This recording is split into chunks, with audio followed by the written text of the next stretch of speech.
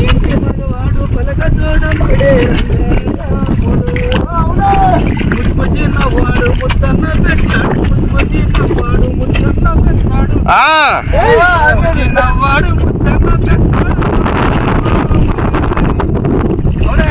అవునా వాడు ఇంటి మగవాడు పలక చూడంపడే రంగారాముడు